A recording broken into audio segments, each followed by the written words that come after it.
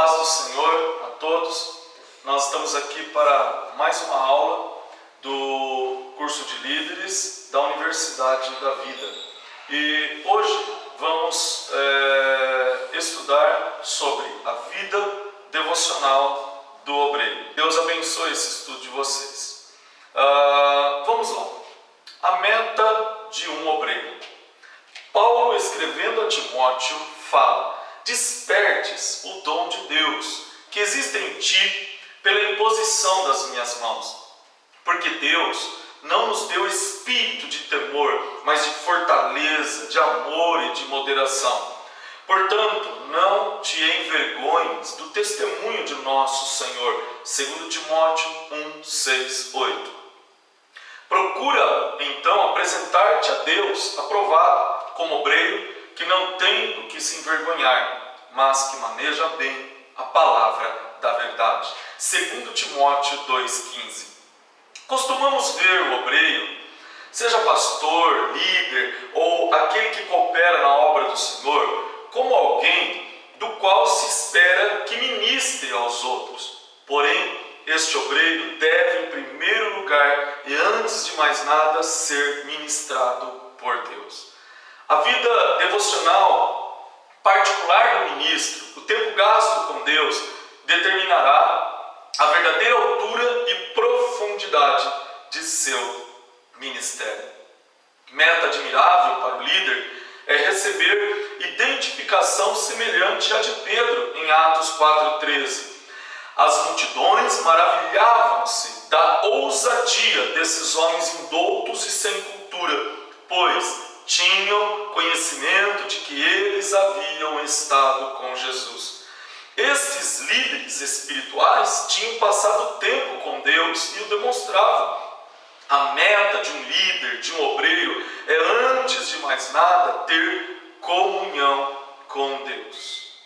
O que é devoção? A palavra devoção é definida por vocábulos como consagração, dedicação íntima e zelo. De fato, a edição de 1828 do American Dictionary of the English Language, Dicionário Americano da Língua Inglesa, define devoção, em sua maior parte, em termos religiosos.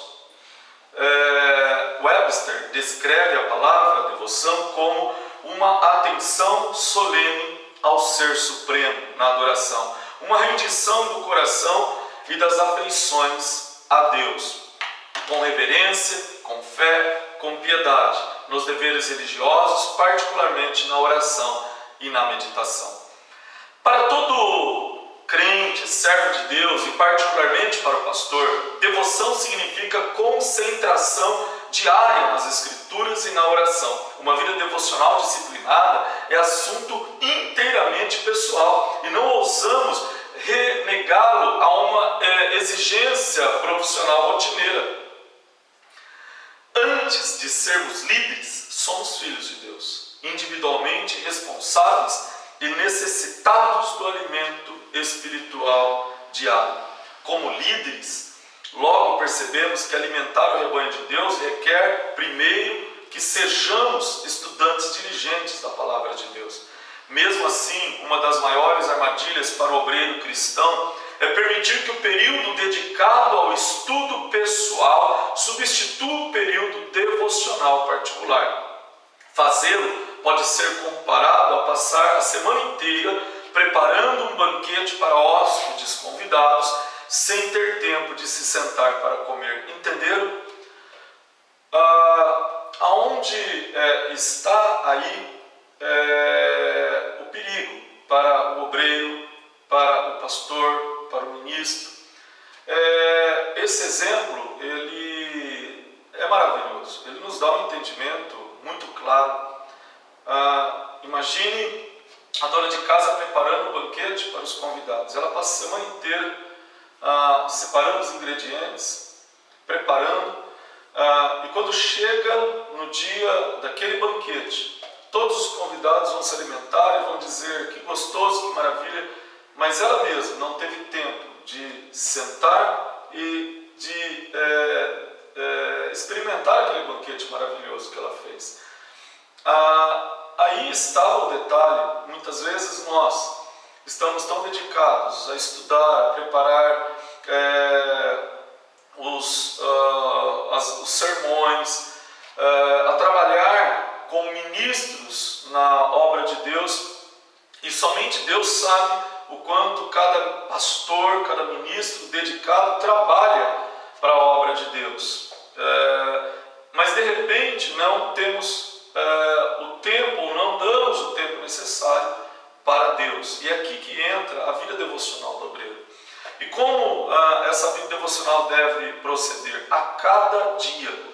Deus enviou de maneira milagrosa, como forma de providência ao seu povo no deserto, o maná. Êxodo, capítulo 16, versículo 14 a 18. O maná era o pão do céu. Ele foi dado por Deus para alimentar o seu povo. E Deus determinou que o maná deveria ser colhido a cada dia. E é interessante, porque se eu deixasse o maná guardado para o outro dia, ele apodrecia. O maná tinha que ser colhido a cada manhã.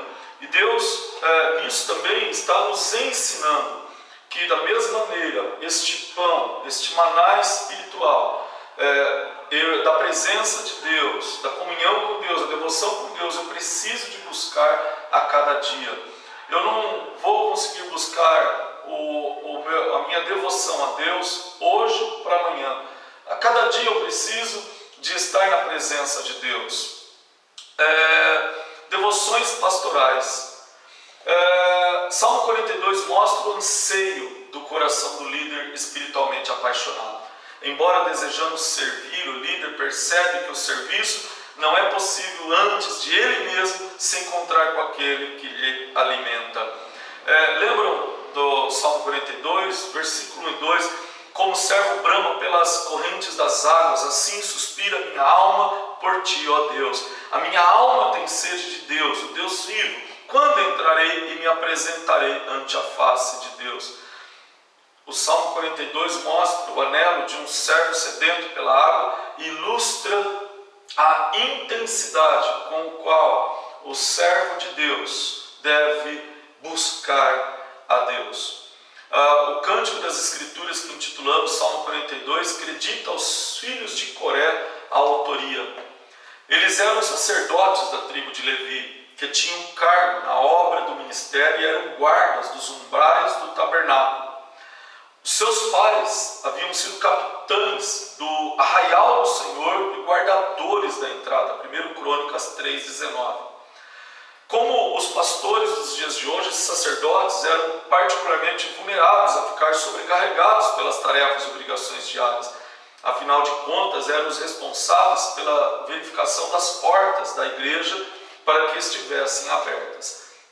Também é digno de nota que a herança espiritual dos filhos de Coré era um tanto tumultuosa. Foram Coré e 250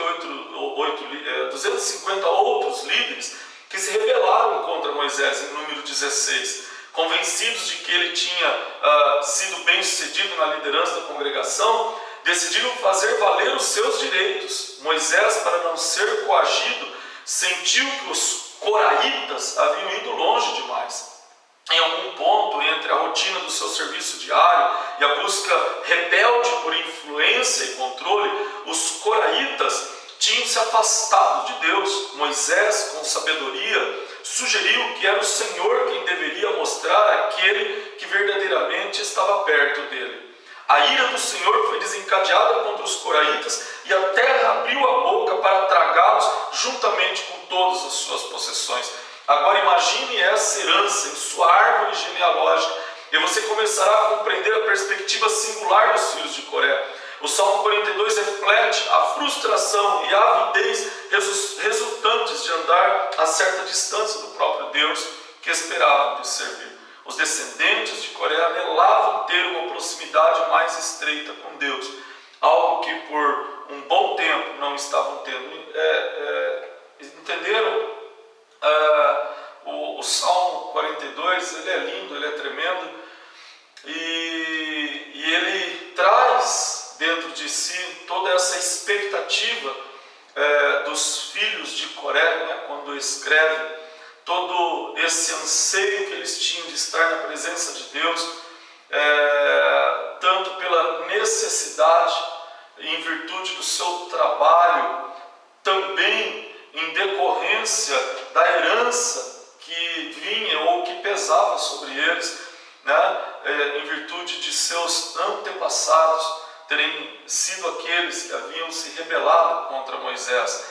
Então, esse sentimento da necessidade de estar próximo a Deus levou os filhos de Coré a escrever esse salmo e dizer: a minha alma anela por ti, Senhor. Nós devemos nos tornar vulneráveis a Deus. O rei Saul queria matar Davi, mas Davi fugiu da presença de Saul e encontrou segurança e abrigo em um retiro montanhoso chamado En-Gedi. Está em 1 Samuel, capítulo 23, versículo 29. En-Gedi significa fonte do cabrito. E o nome provém do fato que En-Gedi ele era um bebedouro habitual para um animal, né? O íbex. O íbex ele é um membro da família dos caprinos, adaptado às regiões montanhosas e muito parecido com o cervo. O íbex ele fez daquele lugar o seu local de refúgio, e as montanhas eram sua zona de segurança, tá? Entretanto, à medida que o oásis no deserto ia se secando, né, com a vinda da estação quente, o íbex era forçado a achar vegetação e água, e isso obrigava a descer, a sair das montanhas, que era o seu refúgio, o seu abrigo, e descer aonde haviam águas revigorantes. Quando esse cabrito montês ficava com muita sede, ele deixava então a segurança da montanha, descia com cautela para beber água. Mas aí ele se tornava vulnerável, porque era justo nestes lugares onde estavam os caçadores. E os caçadores estavam prontos e preparados para desferir suas flechas sobre o íbex no momento em que ele viesse beber água.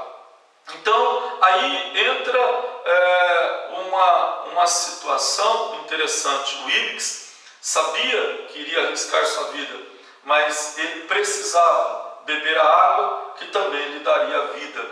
Então, esse desejo ardente pela água forçava o íbex a se tornar vulnerável diante da presença dos caçadores. E nós podemos tomar essa ilustração para dizer que nós também precisamos de nos tornar vulneráveis diante de Deus. Nós precisamos de entregar a Deus o controle de nossa vida. Nós precisamos de sair dos locais que nós firmamos como seguros na nossa vida e permitir-nos estar na presença de Deus para que Ele sim torne nossa vida segura na sua presença. Como planejar tempo para Deus? Como líderes, devemos dar-nos conta de que, se não controlarmos nosso horário, Ele nos controlará. Por isso, faz-se necessário planejar o horário para o devocional diário. Não há uma lei especificando a hora do dia em que devemos fazer o nosso devocional com Deus, tá? O importante é termos a certeza de que passaremos algum tempo com Deus e que faremos regularmente. Muitos têm descoberto o hábito dos servos de se dessedentar-se nas primeiras horas do dia como um modelo preferível. Davi parece expressar essa certeza quando diz: pela manhã ouvirás a minha voz, ó Senhor, pela manhã me apresentarei a ti e vigiarei. Salmo capítulo 5, versículo 3. Parece lógico que antes de atacarmos as tarefas do dia, obtenhamos forças para enfrentá-las, dando prioridade ao nosso relacionamento com Jesus Cristo. Então está aí, né, uma dica importante: planejar tempo para Deus, pensar, eu vou dedicar tal horário e tanto tempo para Deus. E vimos aí na palavra de Deus uma grande sugestão, ou talvez um indício muito importante que nós podemos tomar para nós, né? Começar o devocional nas primeiras horas do dia. entregar o melhor do nosso dia ao Senhor. A vida devocional e a prestação de contas. A grande questão de gerarmos uma vida devocional, de marcarmos um tempo para o nosso devocional, é a luta com a autodisciplina. Nós vamos ter de nos disciplinar para estarmos naquele horário, para utilizarmos aquele tempo para com Deus e mantermos isso. Uma maneira interessante de mantermos essa vida devocional é a prestação de contas. Nós, por exemplo, o esposo e a esposa, eles tomarem uma posição juntas de prestarem contas acerca do devocional. O esposo pode ajudar a esposa perguntando para ela: você fez o seu devocional? Como está? Você teve um tempo com Deus? A esposa também perguntando para o esposo. Da mesma maneira, um orando pelo outro, para que esse devocional ele se mantenha. Então, ou o pai para com o filho para com o pai, o irmão para com a irmã, né? Ou mesmo os irmãos na igreja. De repente você pode ter um irmão também, ou a irmã, né? Uma irmã mais chegada na igreja. E vocês podem combinar: olha, vamos estar fazendo devocional e durante a semana, nos encontros, nos cultos, irmã, você fez devocional, irmão, você fez devocional, você conseguiu os horários marcados, estar na presença com Deus. Então isso vai ajudar bastante. Ferramentas para auxiliar o devocional. Vivemos numa época em que são abundantes os recursos destinados a ajudar a vida devocional particular. Obviamente, a lista dos itens essenciais é curta, né? Precisa-se de uma pessoa, você, uma Bíblia e o Senhor Jesus. Esses elementos sempre devem estar presentes para assegurar o sucesso devocional. Entretanto, certamente há outras ferramentas que são úteis para trazer novidade e variedade em nossa vida devocional na palavra de Deus e na oração. A seguir, vamos aqui apresentar uma lista. Use um plano de leitura bíblica em um ano. Nós já falamos do plano de leitura bíblica na matéria leitura da Bíblia. Faça um diário de oração e devoção particulares. Pegue uma caderneta e nessa caderneta anote ali, uma caderneta simples, onde você pode anotar a data e anotar o que Deus falou ao seu coração naquele dia, através da oração e da palavra. Nesse dia, li o texto tal e Deus falou comigo o seguinte: orei ao Senhor e tive a seguinte orientação, resposta de Deus. Escreva algo bem sintético, mas onde você vai estar ali fazendo um diário da sua oração e devoções particulares. Inclui em suas leituras destacadas livros devocionais que o levem através das escrituras e de temas bíblicos. Converse com o pastor, né? Existem bons livros evangélicos, né? Que podem lhe ajudar no devocional, motivar sua vida devocional. Ouça hinos de adoração ao Senhor. Tá? Esteja em um ambiente, na sua casa, onde você estiver, de adoração. Ouça os hinos, né? Que adore ao Senhor. Enriqueça os períodos devocionais lendo biografias de gigantes espirituais. Aí vem de novo a leitura. Converse com o seu pastor. Pastor, gostaria de ler a biografia de homens de Deus, de mulheres de Deus que serviram ao Senhor. E ele vai indicar a você boas leituras. Recompensas de uma vida devocional disciplinada.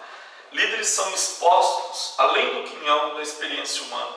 Corremos o risco de cinicamente chegarmos à mesma conclusão de Salomão: atentei para todas as obras que se fazem debaixo do sol, eis que tudo era vaidade e aflição do espírito. Eclesiastes 1,14. Talvez tenhamos visto coisas demais. A inocência e o entusiasmo com que outrora ministramos no espírito estão desvanecendo. Será que nos encolhemos ou ficamos na defensiva quando membros do rebanho comentam nossa evidente sequidão espiritual, ao mesmo tempo que reconhecemos a ausência da devoção espiritual em nossas vidas? O anseio de nossos corações por Deus pode não ser mais tão intenso como a avidez do servo pela água. Irmãos, aí está, né, um alerta. A vida do pastor, do obreiro, daquele que ministra, ela pode muitas vezes estar como aquele palito de fósforo que foi riscado. Ele não ateia mais fogo. E muitas vezes a vida espiritual desse ministro pode estar à beira disso. Agora, existem recompensas para a vida devocional. Busque o Senhor, esteja na presença do Senhor, volte ao início, né?